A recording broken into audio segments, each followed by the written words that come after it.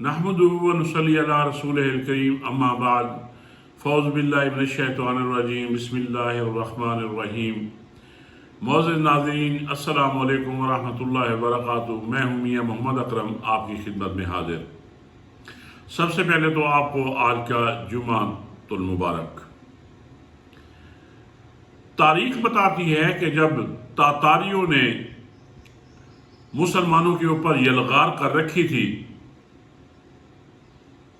उस वक्त मुसलमानों की हालत ये थी कि बसरा में कव्वा हलाल है या हराम है, इस पे मुनाजरे हो रहे थे और तातारियों ने इन हालात से फायदा उठाते हुए मुसलमानों के अंदर ही गद्दार पैदा करके उनसे फायदा उठाते हुए मुसलमानों की हुकूमतों को तहवाला कर रहे थे। तो उन हालात में एक तातारी का एक आलिम दीन के साथ मुनाजरा हुआ। मुनाजरे में तातारी ने उन आलिम से ये पूछा कि अगर आप हक पे हैं, इस्लाम हक है, तो फिर आप हमारे ज़ेरे नगी कैसे आ रहे हैं, जलील और रुस्वा हो रहे हैं? इसकी क्या वजह है?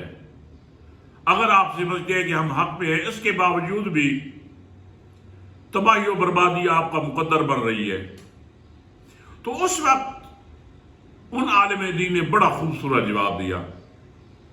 फरमाया कि आप चूंकि गल्लाबानी आप लोगों का पेशा रहा है, तो मैं अब आपको आपके पेशे के हिसाब से ये एक एग्जाम्पल देता हूं कि जब एक गडरिया बकरियां को चराने ले जा रहा होता है तो उसने अपने साथ कुछ कुत्ते भी रखे हुए होते हैं। तो जब कोई बकरी किसी खेत में जाकर मुंह मारने लगती है बगैर गडरिया की इजाजत के, तो वो कुत्ते जाकर उस पर भौंकने लग जाते हैं और उसको वहां से मुड़ने पे मजबूर कर देते हैं। हमारा हाल भी कुछ इस तरह का है कि हम मुसलमान अल्लाह के अहकामात की जब नाफरमानी करने लगे, तो ये जो तातारी अल्लाह ने कुत्तों की हैसियत से इनको हमारे ऊपर मुसल्लत कर रखा है और इसकी हमें सजा मिल रही है कि जो हमने अल्लाह के अहकामात से मुंह मोड़ा है।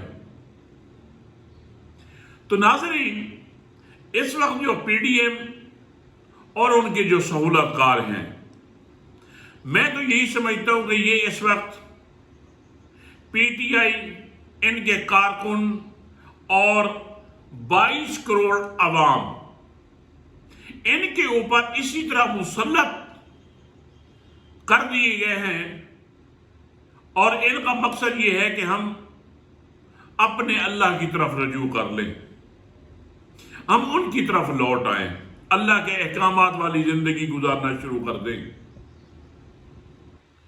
हमारा हाल ये है, इससे एक और मिसाल लेते हैं कि हजरत उमर रज़ी अल्लाह तआला अन्हु एक अपने खादिम के साथ एक दरख्त के नीचे से गुजरने लगे। दरख्त बहुत तवील था, लेकिन वहां से हजरत उमर रज़ी अल्लाह तआला अन्हु बिल्कुल नीचे झुक कर गुजरे।